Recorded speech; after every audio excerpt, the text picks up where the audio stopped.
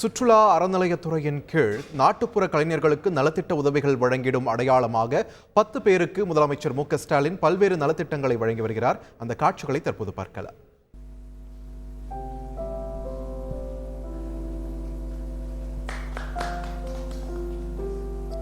திருமதி எம். முத்தரசி,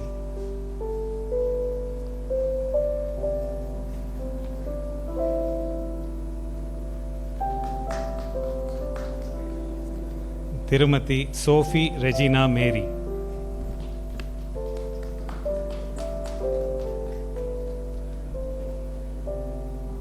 திரு இளையராஜா,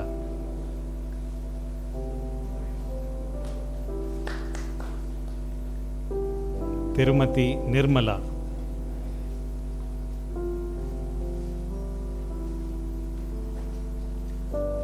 திருமதி வனிதா,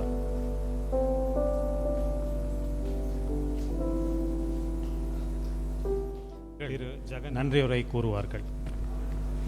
தமிழ்நாட்டில் வாழும் லட்சக்கணக்கான நாட்டுப்புற கலைஞர்களுக்கு பல்வேறு நலத்திட்டங்களை உருவாக்கி கலைஞர்களின் வாழ்வில் ஒளியேற்றி வைத்திருக்கும் மாண்புமிகு முதல்வர் அவர்களுக்கு வணக்கம்.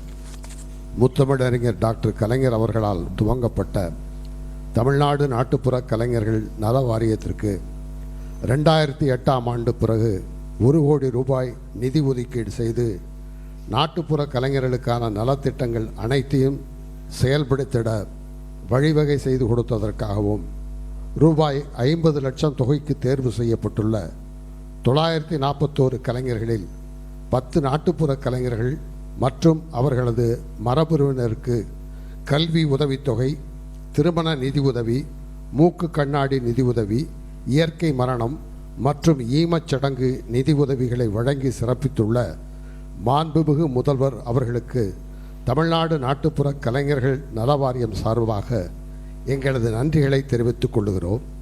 இந்நிகழ்வில் பங்கு பெற்ற மாண்புமிகு தமிழ் வளர்ச்சி மற்றும் செய்தித்துறை அமைச்சர் அவர்களுக்கும் தலைமைச் செயலாளர் அவர்களுக்கும் சுற்றுலா அறநிலையத்துறையின் கீழ் நாட்டுப்புற கலைஞர்களுக்கு நலத்திட்ட உதவிகள் வழங்கிடும் நிகழ்வை தொடங்கி வைத்திருக்கிறார் முதலமைச்சர் மு.க.ஸ்டாலின். அந்த காட்சிகளை திரையில் பார்க்கிறோம்.